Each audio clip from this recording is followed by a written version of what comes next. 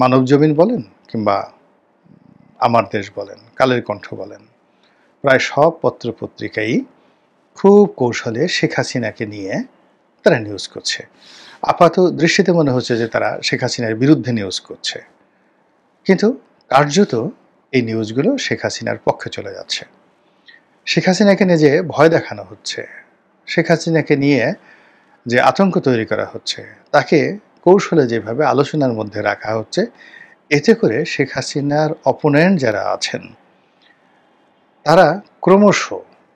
অন্ধকারের দিকে চলে যাচ্ছেন। এখন বেগম জিয়া কেমন আছেন, তার শরীরের অবস্থা কি, তার ফিরোজাতে দৈনিক কতজন লোক দেখা করতে যায়, এত বিএনপির যে সুসময়, সেই সুসময়টিতে বিএনপির কোন কোন নেতা সেই বেগম জিয়ার শারীরিক অবস্থার খোঁজখবর নিতে যান, এগুলো তো আসলে এই মুহূর্তে প্রধান খবর হওয়া উচিত। কিংবা তারেক রহমান সাহেবের বাংলাদেশে আগমন, তারপরে তিনি কি বললেন, কি করলেন, তার পরিকল্পনা কি, রাষ্ট্র গঠনে তার যে দফাগুলো রয়েছে সেই দফাগুলোর অবস্থা কি, ইত্যাদি বিষয়গুলো তো লিড নিউজ হওয়ার কথা, কিন্তু সেগুলো হচ্ছে না।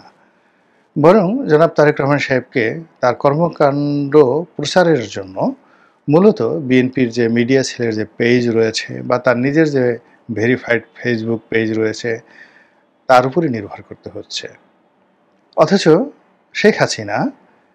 পুতুলের সঙ্গে কি করছেন, তারপরে জয় কবে এলো, তাপসের সঙ্গে তার কোন জমানাতে কি কথা হয়েছিল, এসব কেন লিড নিউজ হচ্ছে, কেন এসবকে লিড নিউজ করা হচ্ছে? মূলত জনমনে এই বিষয়টা নিয়ে